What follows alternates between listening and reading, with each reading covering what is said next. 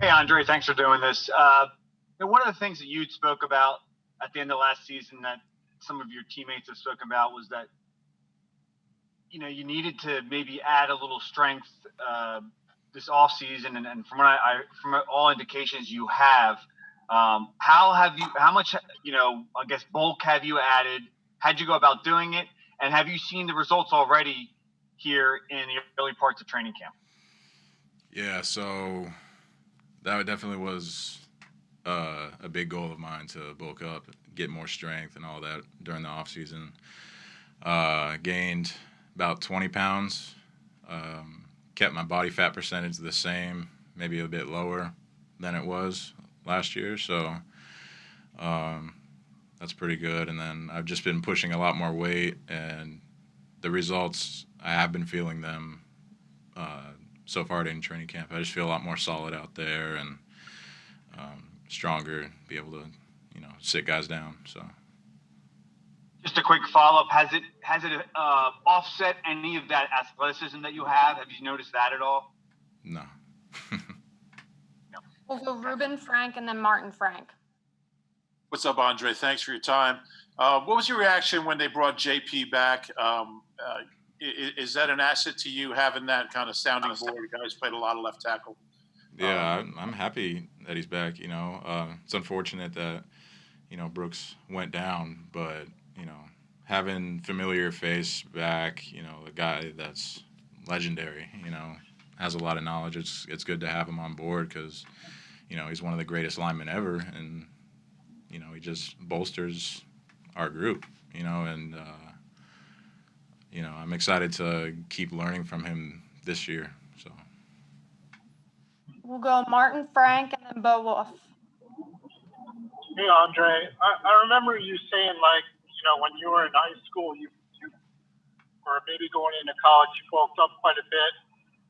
Was the way you bulked up this offseason similar to that? And can you kind of describe some of the things you did in order to add that weight? During high school and college, I didn't really know how to do it. I just kind of ate at night and woke up in the middle of the night and drank shakes and stuff like that. But last year, going about it, I was in contact with our strength coaches a lot. I was always on the phone with them and whatnot. I, started paying more attention to nutritional things, just taking in a lot more calories, pushing the weight. Just really a lot of hard work is what it comes down to. We'll go Bo Wolf and then Zach Berman. Hey, Andre. How is your relationship with Coach Stoutland different this year than it might have been as a rookie? I think this year is just we're a lot more familiar with each other and just our personalities and how we kind of click. In terms of how he coaches me and all that stuff, it hasn't really changed. It probably won't change because he has his coaching methods. So thank you. I feel more closer to him. We'll go Zach Berman and then Jeff Skaversky. Hey, Andre, you at the time they drafted you knew this day would come that you would become the starting left tackle. But like you said, Jason Peters is a legendary player. What kind of pressure, what's associated with that, taking over for Jason Peters at left tackle? What's associated with it? Is there any pressure on that? Is there a responsibility with that? How do you, explain that role? Well, sure, there's a lot of, pressure and responsibility naturally, but, you can't really dwell on that. I'm the guy for the position. I'm going to keep proving that I'm the guy for the spot and, just do my best and go on from there. We'll go Jeff Skaversky and then Paul Domowich. Hey, Andre, wanted to ask you, kind of following up on the last question, how much more comfortable do you feel as you're now the guy at left tackle, having this extra season, of course, under your belt? Do you feel a lot more comfortable as if the game has slowed down where maybe things are, a little more natural for you out there? Yeah, this time around basically night and day in terms of my confidence and myself and just my strength. The game has slowed down a lot for me, this time around compared to last year for me. We'll go Paul Domowitch and then Dan Gallen. Andre, when did it slow down for you last year? Really just Was there as it went on. Where the light went on? As it went on, basically the season, we got towards the end, I started understanding a lot more about the game and the guys we face throughout the year. And so I've just kept studying, taking coaching, and it's working out a lot. So We'll go Dan Gallen and Les.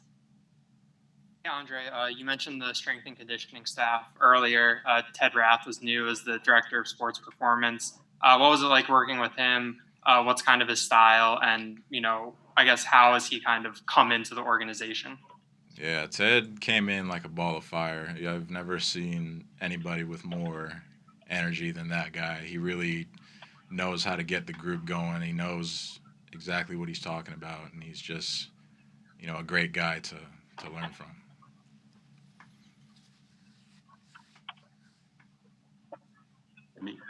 Go ahead, Les. How much did the fan reaction to you last year and the focus and the scrutiny, how much did that bother you? Is it something you can process better now, I think, having been through it, or what's your perspective on it? I mean, from my perspective, I don't really take to heart what fans say. They're not on our practice field or in our meeting rooms.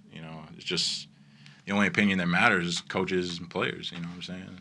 So, I just keep my head down, and every day my goal is to just keep improving. We have time for a couple more, so we'll take Chris Franklin and then whoever else has a question. Go ahead, Chris. Yeah. Hey, Andre. How's the communication and the chemistry been with working with Isaac Seumalo now that you guys will be working next to each other? Yeah, Isaac's a great dude. He's one of the smartest guys I've ever met.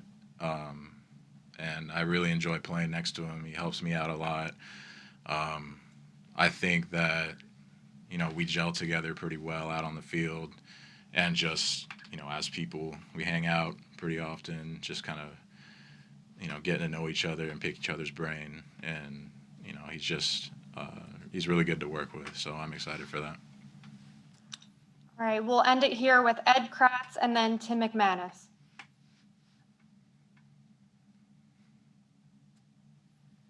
Sorry about that. Hey, Andre, how much do you still lean on Jason Peters for, what you're doing on the left side, or do you lean more now on Lane Johnson because you both play tackle? I mean, how does that work? Who are you leaning on here to get better?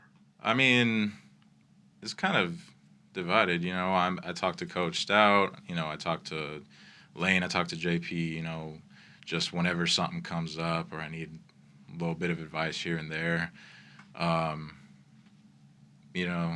That's just, yeah, I guess that's my answer. Last question here, we'll go with Tim. Hey, Andre, there was a sequence during one-on-ones yesterday where you had a good rep and you had Connor Barwin and Jason Kelsey and Jason Peters come over to you. What was that moment like from your perspective, and what does it say about kind of the support system you have around you? I guess I was kind of happy with the rep. It didn't go exactly how I wanted it to, but from their perspective, it was pretty good. So they were just, giving me praise, and it felt good to kind of just get their feedback on that. So. Okay. What's up, Greg? Good to see you. Good to see you too. You've always been a confident guy, even going back as a rookie. But having done what you did the last 5 weeks of last year, once you came up from the practice squad, how much carryover does that have coming into this year, having done it over 5 or 6 weeks last year? I've been having a lot of confidence since I started playing the game, and actually getting a shot those last 5 weeks. It had a lot of carryover into now. The confidence, the effort, the mentality that I have right now, everything is carrying over. Everything is heavy right now, and my main focus is just pressing on the gas every single day. Great. We'll go Chris Franklin and then Les Bowen.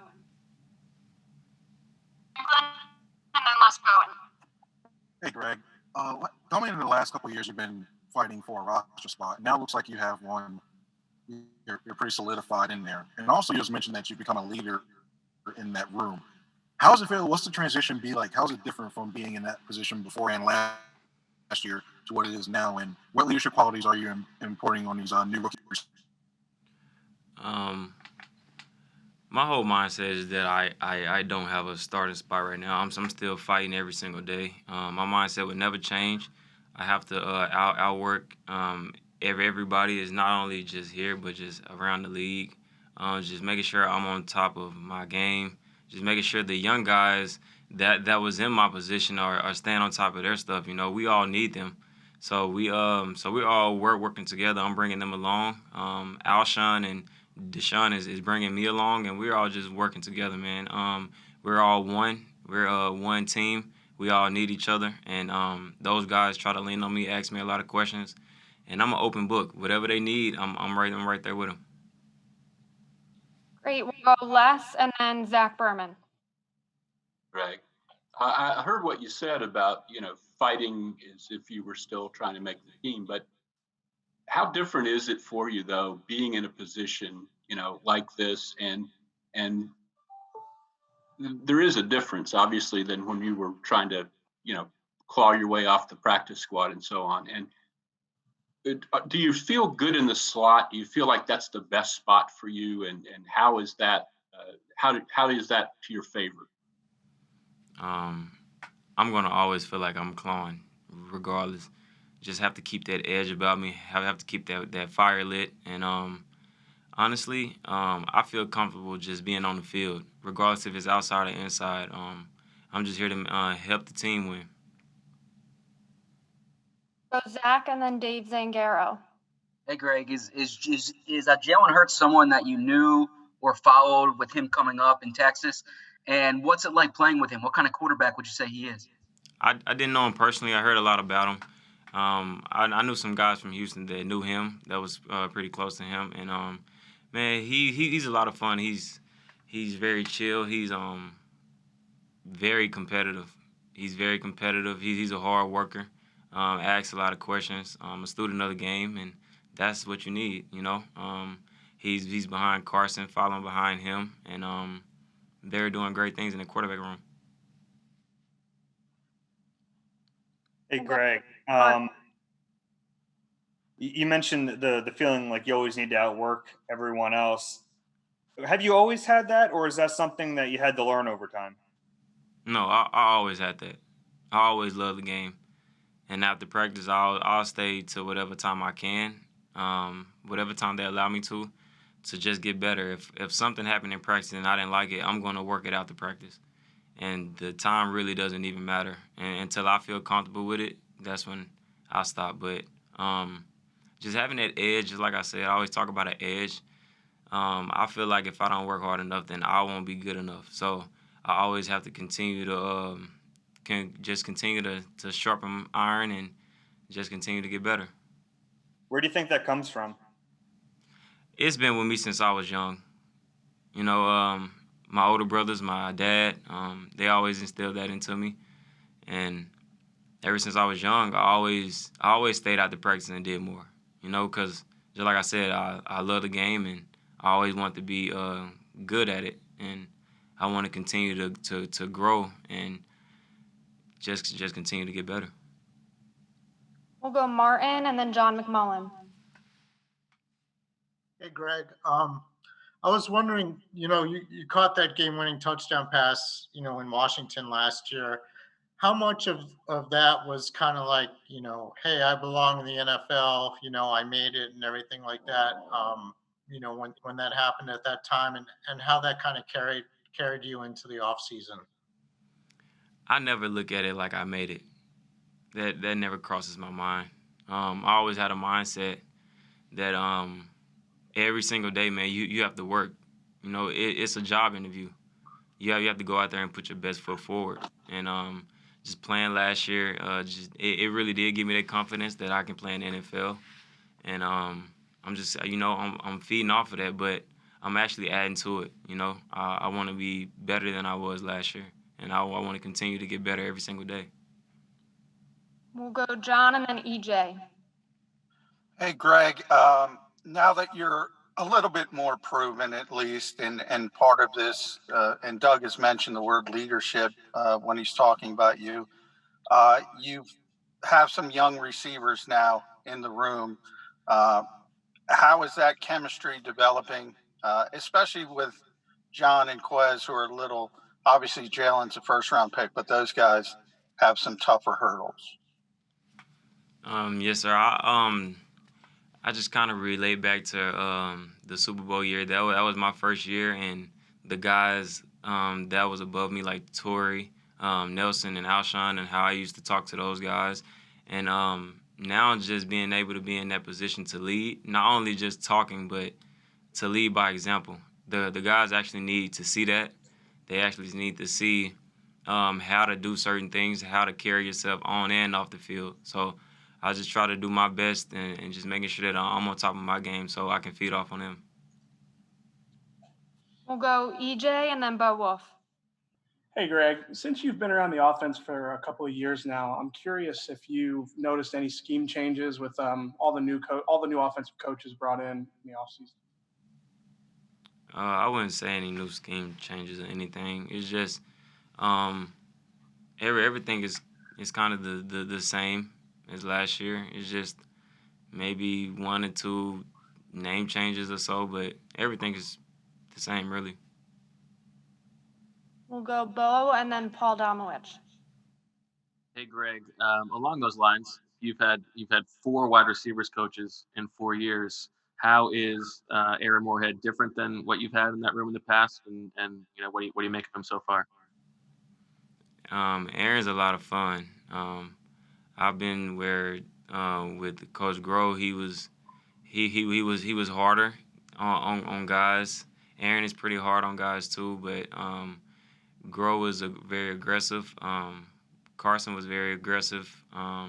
And Moorhead is too, but he's more chilled. He's more detailed and trying to get everybody on their game, and so is all the other coaches. But I would say he's a lot of fun. He love to have fun. He love to get things right, and whenever you're doing wrong, he's going to tell you, and we are going to correct that.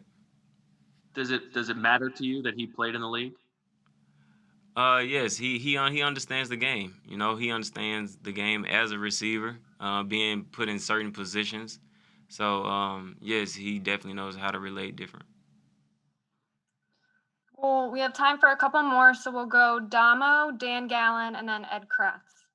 Greg, I know you've been around Carson for a few years now, but the last 6-7 games last year obviously was totally different than catching passes from him in practice or training camp.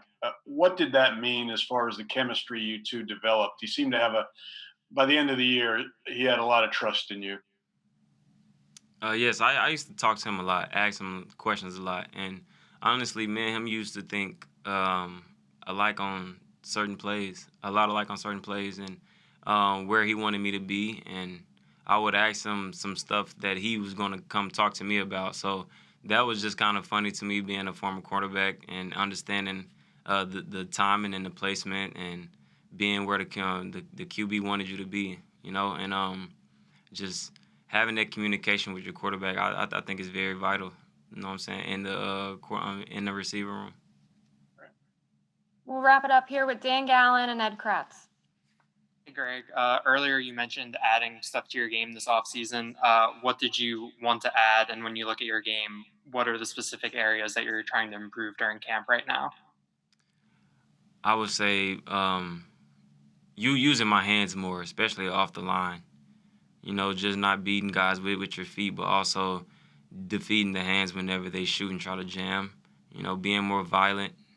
And honestly, I would say every part of my game. I would never think that I'm good enough or I made it. So I would have to sharpen every single tool that I have, and that's just my mindset. Hey, Greg. So you mentioned, you never feel like you've made it. What was your reaction when the Eagles went out and drafted 3 wide receivers and then traded for another one? I was excited. I was ready to compete. Definitely going to be a competition, and it's always going to be a competition, regardless of what year it is. And regardless if whoever they draft, it's definitely going to be a competition always. And I always just keep that competitive focus, and I always stay level. And just like I said, man, I'm always going to work. What's up, Nate? Good to see you. Welcome back. Hey, it's such an inexperienced group of linebackers. You're probably the most experienced guy in the group. What are the challenges that are presented when there's such a young group at one position? I think some of the challenges that we've dealt with so far was just getting some of the younger guys along with the playbook. Just learning the new techniques that Coach Flagel has inside our scheme. But like we are a young group. I maybe have the most experience, but the past 3-4 years I've been soaking in all the information I've learned from Coach Schwartz and Flage, and a lot of it from Nigel that I'm able to pass down to some of the young guys now. We'll go Zach and then Kristen. Hey, Nate, how would you explain the progress of your career from the time you came in the first summer trying to make the 53 to now where it seems like you're in position to be a 3-down linebacker here? I've came a long way. When I first came in, I was undersized for sure, coming from safety. Obviously, I didn't understand a lot of the techniques to play the linebacker position. So a lot of that I've progressed every year. I think my rookie year, me just being taking a lot of those scout team reps and just working on the technique that we do in our defensive scheme and put it against Ertz and Carson and those guys with the offense the whole year kind of helped me develop. And I think kind of my second and third year I kind of felt like I kind of figured it out a little bit. And then towards the end of my third year I felt like I kind of just understood the whole defensive scheme too, where last year I played all 3 linebacker positions, so I've got a good grasp of which bodies are supposed to be where, and I feel like I've developed a lot mentally as well. We'll go Kristen and then Tim McManus. Hey, Nate, we saw you get a little bit of work at an emergency long snapper today. Curious about your long snapping background coming into this year. I was the snapper my freshman and sophomore year in high school, and then I had to change to punting junior and senior year, but otherwise I haven't snapped since then. So it's just kind of a knack that I've just always had in the back pocket. If I can follow up, any advice from Rick Lovato going into this year? Just hopefully he doesn't get hurt. We'll go Tim McManus and Jeff McLean. Hey, Nate, you were on the reserve COVID list. Lane Johnson had joked that maybe he had gotten it from you. I wonder, can you just kind of take us through your experience? I guess that you did have the virus, and what was that like for you? What can you tell us? Yeah, I did get it when I came out to New Jersey. I contracted the virus.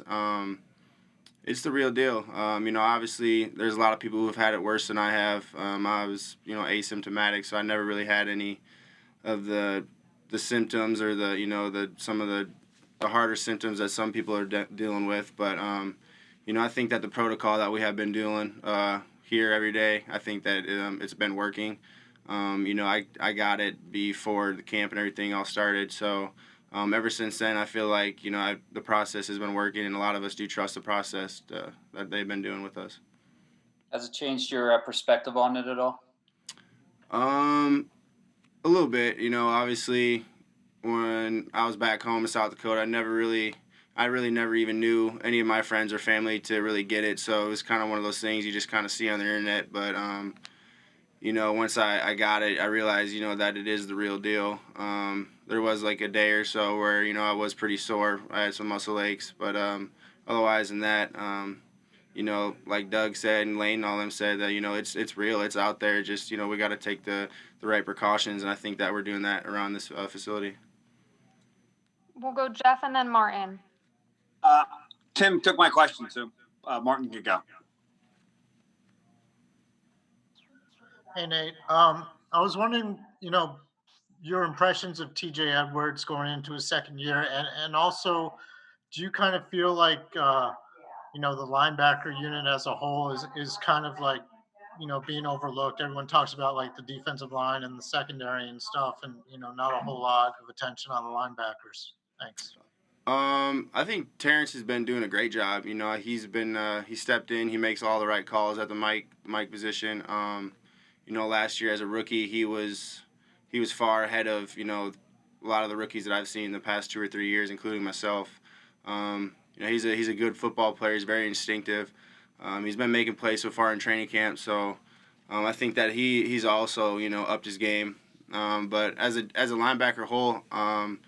We do see people, overlooking our group or whatnot, but I think a lot of people don't really understand how much speed and athleticism that we all do. A lot of people talk about how young we really are, but we've all figured out the playbook, and a lot of people haven't seen our athleticism. We'll go Bo and then Les. Hey, Nate. In addition to like the new faces on defense, how different do you think it's going to look schematically from years past? I don't think anything different. I know Jalen Mills moved from corner to safety.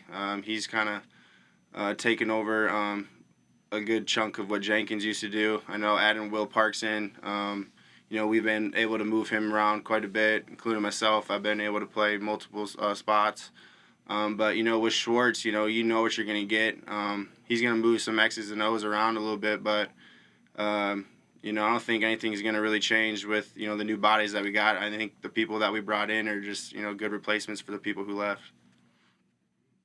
Thank you. Go Les and Dan Gallen. Hey, Nate. Broken tackles. Is there a way in which that's a sign of the effort that's being made? You're getting to somebody even if you're not in a good position. How do you look at that stat? And is there a lot you can do about it? Obviously everybody knows there's form tackling, but is it something you can get better at as you go along? Yeah, I think, missed tackles, a lot of it has to deal with, just your, angles to the football, being in the right spot. A lot of us last year, just using your other person, your other leverage in the run fits and things like that. Sometimes, including myself, we got out of, bad angles, and that kind of cost us, where we're kind of, diving instead of being able to put a body on a body more. And, that's one thing that we've also been working on in training camp this year. Thank you. We have time for a couple more here, so let's go Dan, Damo, and then Chris Franklin. Hey, Nate, you might have alluded to it a little bit before, but what do all the changes in the secondary change for you at linebacker? I know all the positions are connected, but what kind of things are different for you now with the changes that have happened behind you? Nothing's really changed. I feel like, just having some new bodies in there is, you got to be a lot more vocal. You got to be a lot more clear with getting your calls out and letting the the back end know who you're working with and what type of concepts we're trying to accomplish. So just being a little bit more vocal out there, just to, especially during training camp, is just to get the new guys in, the younger guys in, just to kind of work with them a little bit, understand what we're kind of trying to get accomplished. Yeah, Nate. Jim Schwartz mentioned that made it was a point for you guys to add speed this year, picking up Davian Taylor. Obviously, Jatavis before he retired was another fast guy. This league's changed. The days of Nitschke and Butkus and people like that is no more. Why has speed become so important at your position? The league is, you got to be able to run the football, but a lot of the leagues trying to translate into the throwing the ball across the yard, and a lot of the people in our position is covering running backs, and a lot of these running backs are, like you said, they're not your 245, 250 pound running backs anymore. They're working lateral, they're making moves, they're not really downhill runners as much as they are side to side. So just being able to cover them in the pass game is ideal for us to be able to run. We'll wrap it up here with Chris. Hey, Nate. When it comes to you have Malik Jackson, you have Javon Hargrove and Fletcher Cox up front now, the D tackle spot. Could you describe how it affects your ability to do your job? Now those three guys up there. I know one thing. It's gonna make my job a little bit easier. There's no doubt about that. Having three, stud D tackles. I know Schwartz is gonna be happy about it. Being able to, put up new fronts. Being able to have a 3-tackle set instead of 2 tackles, 2 ends. So we're gonna be able to definitely change up our front looks. Hopefully, get off the bigger guys off of the linebackers, which would be nice. But they all bring something different to the table. That's one thing that we're gonna be able to utilize this year. Hey, Rod, how are you? Hey, what's going on, guys? We were able to talk finally to Marquand Manuel today, and I know you spoke a little bit about him the last time we talked to you, and he mentioned that East-West Shrine thing that you had mentioned. Yeah. And he said, he gave me a detail that I hadn't recalled from what you said, that you had been a corner, and he told you that you'd play 10 years at safety in the NFL. Now, is that true? Yeah, that is true. At UVA, I came in as a corner and made the switch to safety sophomore year. So stayed at safety throughout my career there. At the East-West game, I played corner just for the simple fact I didn't really know where NFL scouts view me, whether a corner or safety or nickel. So I just wanted to show my versatility, and M coached me, taught me a few things. But, yeah, he did tell me that I would have a promising career at safety. We'll go Dave and then Zach Berman. Hey, Rod, now that you've had a couple practices and pads with Darius Slay, how good is he? I mean, is he everything like you thought he'd be? He is, man. I didn't get a chance to get a good look at him, obviously, until now he's joined the team. And, man, he's everything that I think we all envision him to be. He works hard, man. He's probably one of the last guys off the field. And then on the field, man, you feel his presence. And he's going to make us a better secondary because of it. Already, making a lot of plays on the ball. Interception, I think, first practice out. So I'm excited. And it helps me out a lot, back there in the post, having a guy like that could take away half of the field. Let's go Zach and then John McMullen. Hey, Rodney, I was hoping to ask you this the last time we spoke, but I didn't get a chance to. You were one of the players who were at the protest this summer in Center City. What was that experience like for you? And I guess what did you learn or enrich from your time there? Yeah, that was an amazing experience. We all know the horrific event that occurred of George Floyd and the movement that it sparked. I think it drove a lot of us to get out and allow our voices to be heard. And it was important for me to stand beside, the community of Philadelphia, walking, marching, all in hopes of change. And that was a powerful day. I went out there multiple times, but just to see the amount of people that came out to support the Black Lives Matter movement. And, you've seen all different forms of race, backgrounds, genders, like I said, all there for one cause, and that was for change. And we will continue to press on. That was just one step, but we have to go a lot further and do a lot more. We'll go John and then Dan Gallen. Hey, Rod. Going back to just talking about Darius Slay, you've also had a lot of moving parts in the secondary. Now that you've got to see it, Jalen next to you, Avante playing outside, and also Nikel, how do you think the chemistry is coming early on?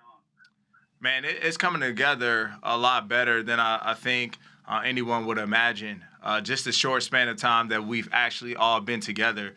This has been very difficult in 2020 and not having the ability to have OTAs where we're around one another and we get to see how each other moves and communicates and operates. So now that we're all together, everything is more accelerated. So we're taking advantage of not only the reps that we get out there on the practice field, but the walkthroughs. And so far, so good. I like the way we're gelling, man. We probably had one of our better practices yesterday. Got our hands on a lot of balls. And guys are just, man, competing at a high level. energy level is good. So I'm liking what I'm seeing. And we just got to continue to elevate each and every day. We'll go Dan and then Damo. Hey, Rodney, the offense added a lot of young, speedy receivers during the offseason. What have been your initial impressions of them, and what's it like watching them get on the same page as Carson? Yeah, man, it's exciting having that much speed on the opposing side. It puts a strain on not only me as a safety, but as a secondary in general. And I think the offense is doing a good job at everything's looking the same. Things are blending together. The way that they come out in their packages, and it puts, like I said, it puts a lot of strain on you as a safety. So I'm excited. They're making a lot of plays, and in this league, man, you have to have explosive plays. So I'm expecting a lot of that to happen this year from Rigger, Hightower, a lot of those guys over there. Of course, D-Jack, as we all know, that's what he's here to do. Jackpot, big play. We'll go Damo and then Bo. Rod, since you've been here, you've been a lead by example guy. You said the last time we spoke that maybe with Malcolm gone, you might have to become more of a vocal leader. How's that been going? It's been going well, and I think I've handled that situation well. And like I said, inserting where I need and where I see fit. I've always looked at myself as a leader on this team since I entered here in 2016. 2020 has just asked me to expand my role just a little bit more. But outside of that, other guys have now stepped up as well. Jalen Mills is a lot more vocal now, especially specifically in the secondary room.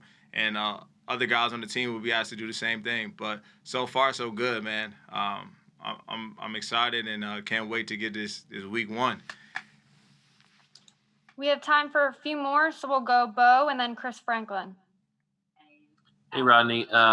With Malcolm, it seemed like for the most part, he was the box safety, you were the deep safety. And it seems like for the first couple of days of practice, you and Jalen have sort of been a little bit more interchangeable than it might have been in the past. Is that a fair read? And do you think that's the expectation for this year? There's no telling, honestly. I can be down in the box. Jalen can do the same.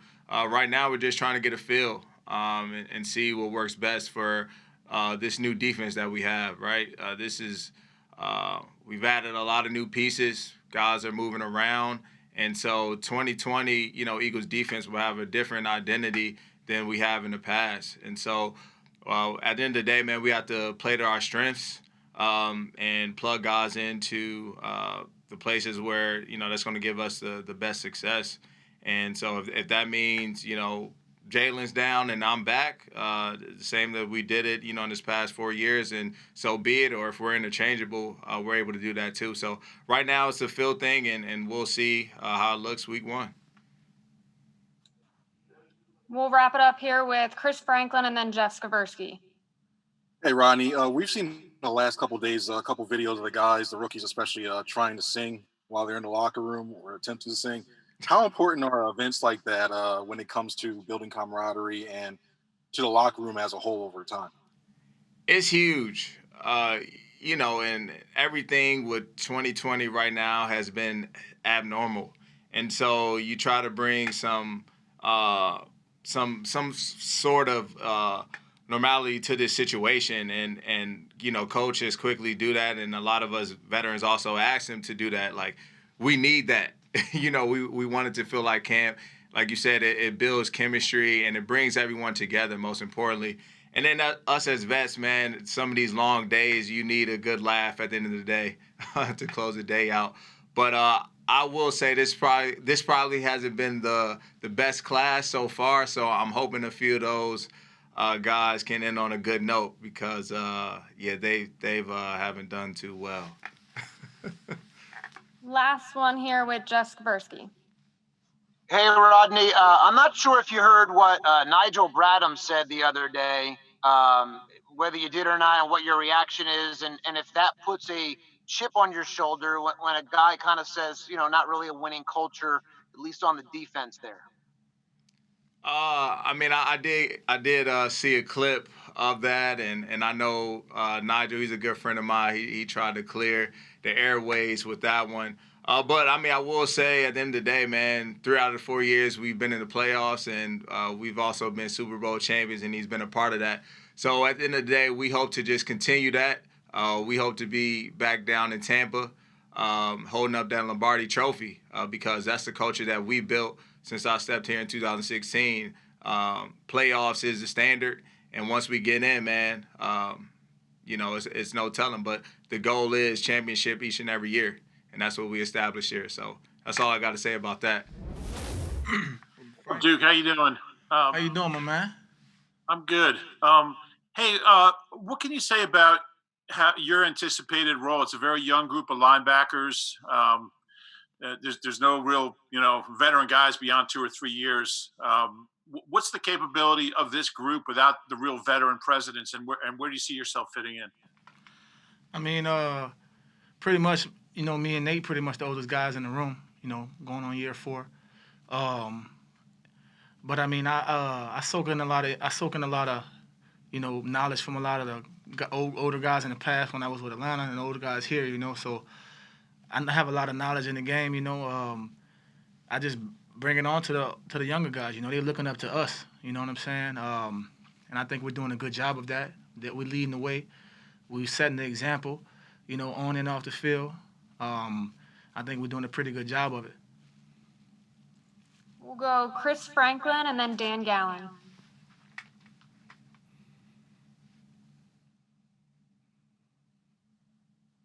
Hey, Duke. When it comes to preparing for the season, primarily you're on special teams last year. What adjustments did you make to prepare for this upcoming season? I prepare for the season, regardless of any situation that I'm in, the same. I do all my drills the same. I do all my recovery the same. I treat everything the same. I do everything the same. I don't really pick and choose whether it's I'm just doing special teams, so I don't have to worry about this. I got to be ready for whatever's thrown my way. You know what I mean? I'm in a position right now where I'm getting a lot more reps on defense, and on special teams also. I'm all about that. I don't mind playing every snap on defense and special teams. Whatever they ask me to do, I'll do it. That's the type of guy I am. That's the type of guy I'll always be. We'll go Dan and then Damo. Hey, Duke, you joined the team midseason last year, and your role was mostly on special teams. What was it like having this full offseason to get into the defensive playbook? And I guess how much more comfortable do you feel on defense, at this point with the Eagles? Oh, just real comfortable. Just sitting back, taking mental reps last year while I was just doing the special teams, especially, we didn't have OTA, so that kind of was hard too because, I still needed more reps on defense, but just taking those visual reps and mental reps like I always do, prepared me and helped me for these moments. I feel like I got a lot more to learn, which I'll always have a lot more to learn in any situation. But I feel comfortable as of right now and with my role and what I'm doing in my position. We'll go Damo and then John McMullen. Yeah, Duke, you came from a defense in Atlanta that relied heavily on speed at linebacker. They've made a point of trying to improve that aspect of this linebacker crew here. How is it going to help you this year, particularly if you play a lot of 3 defensive tackles up front that can keep those guys off you? Yeah, it's man, just having those big guys up front, man, just keeping them linemen off of us, having us being able to play sideline to sideline. I mean, that is huge for a linebacker. I mean, I tell the big guys up front every day how much I appreciate them, keeping them off me and stuff like that. So I think just having those guys with the front we have, I think we have one of the best defensive line in the game right now. It's my opinion, and I'm thankful for that. We'll go John and then Zach Berman. Hey, Duke. Obviously, you came in late September last year, but by the playoffs, you were a special teams captain. So it seems like you fit in pretty well. And you mentioned you and Nate are the oldest guys in the room. When you look at Davion Taylor, Sean Bradley, have young guys like that, do you take that upon yourself to try to show them how to be a professional? Oh, yes, sir. I watch them almost in everything that they do, whether it's special teams, whether it's even when they aren't in. I always tell them to take mental reps. I tell them to don't treat practice like practice. Everything you do is being evaluated. Treat everything like it's a game rep. I'm in those guys' ears more than anything. Just trying to help them as much as I can, because at the end of the day, it's injuries happen, things happen. They may be put in a situation where they have to play right away. You know what I mean? No one knows what's gonna happen. You know what I'm saying? So the best thing to do that I do is I try to get everyone ready. You know what I mean? Whether it's with special teams or on defense. We have time for a couple more, so we'll go Zach, Dave Zangaro, and then Bo Wolf. Hey, Duke, you played for Marquand Manuel in Atlanta. What was he like as a coach, and what are the D-backs getting here in Philly? Man, you're gonna get a guy with a lot of energy. I love playing for Marquand in Atlanta. He's gonna always be on you. The details in his game, that he expects his players to have is very critical. He understands the game. He played the game. You're getting a coach who played the game. It's just a different feeling. You're getting different details, stuff like that, because he kind of understands. I'm not saying that anyone else doesn't understand, but you're getting a different look, and just a different, different character out there. The first thing Marquand does, as soon as he hits the field, he take off running full speed across the field, 100 miles per hour. It's just what he did in Atlanta, and he still does it today. He got his cleats on out there. He doing everything. He's just a good guy to have on the team, man. As soon as he got signed to us in the off season, I was here working out, and I went straight to his office, and I just was letting him know, man, what he was, pretty much walking into, and the guys, and how much he was going to love it. And he loves it here. I can just tell. Go ahead, Dave. Hey, Duke, you speaking of high energy, you're known as a guy with high energy. You bring that to the team. This year, if there aren't fans in the stands, are you going to take it upon yourself to make sure the rest of the team is amped up? Oh, yeah. I take it upon myself every day. I wake up every single day, and I just, at first I thank the Lord for waking me up, and I just, what am I going to do? How am I going to do it? I play the music for the special teams room. What music am I going to bring today? It's always something that I always want to bring to the table. And I set the standard high, and I'm all about that. I said, for myself, every day I got to come up in here and be the same guy every day. Even when I'm feeling bad, when I'm there's days where everybody, have sluggish days. I can't have that. I can't have those days. I can't. Every day is critical for me because of the standard that I set. We'll wrap it up here with Bo. Hey, Duke, you said you've been in the ears of those rookie linebackers. I'm just wondering what you see from those guys so far, especially Sean Bradley and Davion Taylor. You see young guys with a lot of raw talent. Both of those guys both have speed. Both of those guys, they love the game. That's the main thing. Those guys want to be out there. Those guys, they love to learn. They love to listen. You can just tell everything that they do. They're writing notes down. They're paying attention, and they're in it, And to be honest with you, they got good guys in me and Nate, because me and Nate help them with everything that they do. Anything that they need, text us. First thing we did in the offseason, hey, we got on the FaceTime with them. Let them know that, hey, it's a different season because we don't have OTAs, but we just want to let y'all know if y'all need anything, we're here. And that's what we've been here for them, and they've been doing a great job. It seems to me like linebacker is the kind of position where it might be hard to evaluate guys in practice when it's not live. Are there guys in your life who have been gamers that, took their game to another level in practice, and how tough is it for them to show themselves just in practice? Well, it's kind of tough for that. But here, we practice at a high level. We do things here at a high level. So whatever you do at practice is going to show up in the game, to be honest with you, by the way we practice here and by the way we do things here in Philadelphia. Everything's competitive. Everything's, deliberate, and walkthroughs are deliberate. You have to, so pretty much what you do at practice is what you're going to do in the game. I feel like that's the way I treat myself. That's why I take everything and every rep so serious, because I treat whatever I'm going to do at practice is what I'm going to do in the game. If I'm lackadaisical at practice, then I'll be lackadaisical in the game. You know what I mean? It all shows up. It's no secret. You know what I'm saying?